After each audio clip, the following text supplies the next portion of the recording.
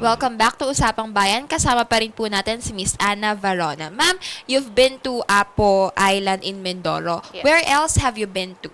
I've been to one of my favorite dive spots is actually Boal, where you can find a sardine run. And you see it there every day of the year. It's not seasonal, unlike in other countries. And there, it's just you think that there's a big cloud that goes above you because suddenly it's dark when actually it's just a huge school of fish. Yeah, and sometimes they surrounded, like at one point they even surrounded me. I was doing this with a GoPro, and then before I knew it, they're all around me, and I'm like, oh my gosh. But it's exhilarating because you could see how all these fish, these tiny fish, seem to have just one consciousness, which goes to show that we are all actually connected to each other. Diba? Well, I understand that you've brought with you, ma'am, a video clip of your trip to Boal, so let's watch this.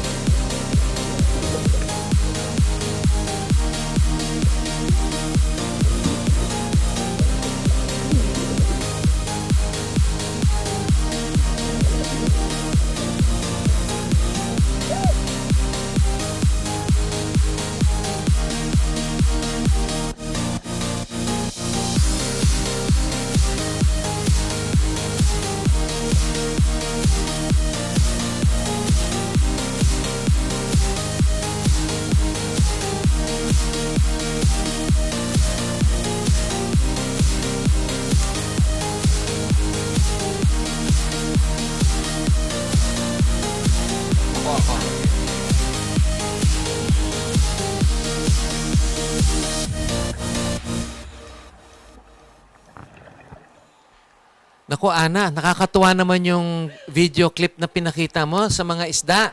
Ang nakikita lang natin ng mga isda ay nasa lata na ng sardinas. Pero ito, parang ulap sila, ganun ka sila kakapal, no? So, siguro paalalahan na natin sa ating mga kababayan na pag sinisira natin ang bahay nitong mga isda, yung ng coral reefs, no? Siyempre mawawalan sila ng titirahan. Kung wala silang matitirahan, talagang mawawala rin yung mga isda. Correct. Kaya Yeah. ang gobyerno natin, against yan sa dynamite fishing. Dahil kasi makaka-apekto rin yan sa livelihood ng ating mga fishermen. Na kung minsan hindi nila naiisip na sila rin ang sumisira sa kanilang kabuhayan. Ano? Correct. Yes. Siguro, pwede mo rin ipaliwanag, Ana, na yung mga alternative forms ng ating livelihood, no? Na yung kagaya nung marami tayong scuba divers, di ba, na nag-i-spawn ng tourism industry. Ano pa ba ang maidadagdag mo doon? Because you're a scuba diver yourself. Oh. Well, there's a, first, now there's this coming out, that's that photography tourism, okay, where people come, destinations, no? They come over to the Philippines and they wish to take pictures of specific locations here in our country. So that's one, we need guides, okay? And then, secondly, of course, we need to educate the people about what harm illegal practices of fishing can do, no?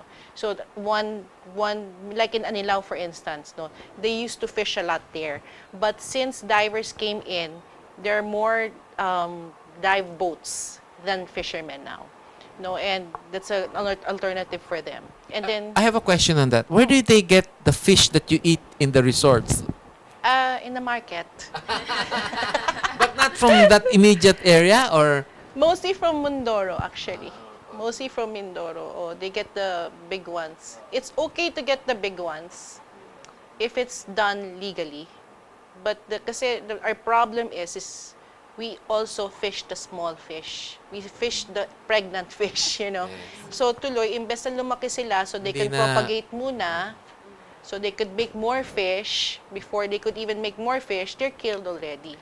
hindi ba natin pinagbabawal yung fish nets na masyadong pino, yung masinsin yung kanilang net Bawal na. spacing? Bawal na. So, yun dapat naintindihan rin ng ating kababayan, lalong-lalo na yung nangingisda, na hindi ho nakakatulong sa kanila yun pagka masyadong pino yung net nila. Dahil kasi pati yung mga maliliit na isda na hindi pa lumalaki at hindi pa masyadong mapapakinabangan, nahuhuli na. Pangalawa, yung mga pinanggagalingan yung sanang manganganak yung mga isda, nawawala na rin. Nawawala Ano? na Oo. rin, So, oo. nauubos kaya pakunti ng pakunti.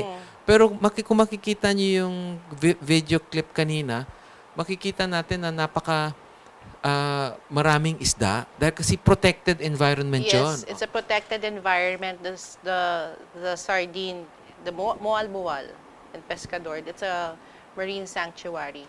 There should be more marine sanctuaries in our country because it will help the fish grow first and create more fish. When they get bigger kasi, then they move out. They go somewhere else. Then the fishermen can fish them. And then also, like in Anilao, you could hardly see, nobody really throws nets as much anymore. You know, if ever there are, malalaki nga yung puwang. They know and they realize also that, you know, having the fish there will engage more people to come over and snorkel and dive and find it more interesting. Earlier, ma'am, you mentioned a couple of times yung marine pollution po, no? As an advocate, how do you help educate the communities near the large body of waters yung significance po ng protecting our marine environment? Naku, Rach, ang hirap kasi niyan. Pero mabuti na lang meron tayong mga non-profit organizations katulad ng Sea Institute, Oceana, Marine Wildlife of the Philippines. What their aim right now is that they will educate the community. They start from the grassroots and then even start from the youth. Na bata pa lang, pag-uusapan na nila ang effects ng pollution. So they teach segregation. They teach, they try to minimize the use of single-use plastics like straws, yung mga Tetra Pak, yung mga chippy, binabawasan nila yan. Tapos, yun na nga, yung segregation talaga actually big deal yun eh. Then they also, pinagbabawal na ang plastic. Katulad sa Muntinlupa, bawal na ang plastic. The Philippines, being such a very small country, ends up to be the number 3 top pollutant in the world. Number 3 tayo, and liit natin. We're considered to be the top 3 users of plastic. I've seen those islands of plastic, no? Wherein everything from fish to birds eat the plastic and they Yes. die, they choke on it and things like that. Yes. So what can we do to prevent that? First of all, we have to really learn how to segregate. We have to develop, I think there are engineers already coming up with edible containers. For instance, the soda holders, instead of it being made out of plastic, it's made out of cornstarch. So when it goes to the ocean, The turtles can actually eat it. Actually, huwag niyo ho itapon yung plastic niyo dahil kasi yung plastic, pwedeng i-recycle yan eh. Na napapakinabang, na ibebenta pa yan, ano? Yes. So that's why sa mga junk shops, bumibili sila ng plastic. Kaya, pera sa bulsa yan, huwag mong itapon. Makakatulong pa kayo sa environment, no? Correct. Oo. There's some people who make jewelry and bags, fashion accessories out of plastic materials, recycled plastic materials. And it gets exported to different countries in the world, like Europe and, mainly Europe, actually. Ma'am, there's a growing concern po about the worsening effect of climate change, and it's getting worse by the minute. How can we contribute to help lessen its effects? It all boils down again to garbage and pollution. So we use less energy, like for instance, replace our lights to LEDs, di ba?